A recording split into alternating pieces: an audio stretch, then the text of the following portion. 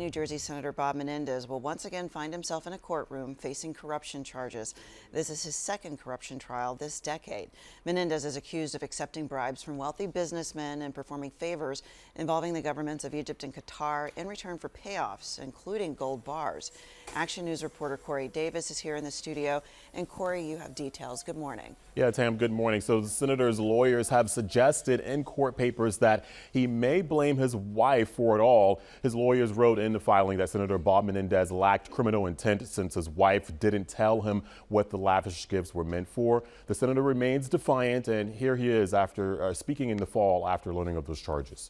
I recognize this will be the biggest fight yet, but as I have stated throughout this whole process, I firmly believe that when all the facts are presented, not only will I be exonerated, but I still will be the New Jersey's senior senator.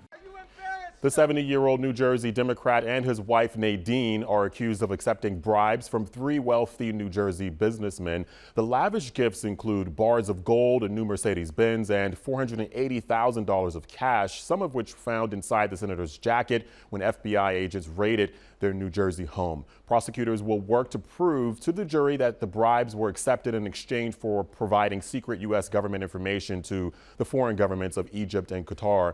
The senator's lawyers say he stayed within the rules and did nothing illegal. More than 24 of his fellow Democratic colleagues, including Pennsylvania Senator John Fetterman, have called for Menendez to resign.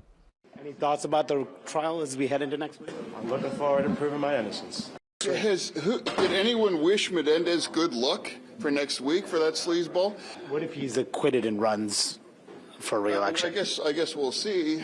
But what's clearly happened, he got lucky the last trial. Some people would say I should be more careful or I should fly straight.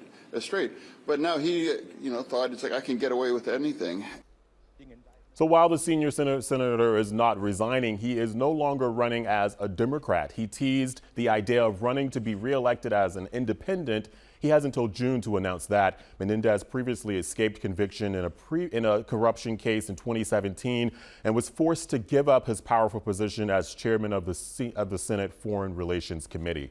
Menendez and his wife have pleaded not guilty. Nadine will not go on trial until July due to medical issues. If found guilty, Senator Menendez could face up to 20 years in federal prison. Tam? All right, Corey, thank you for that.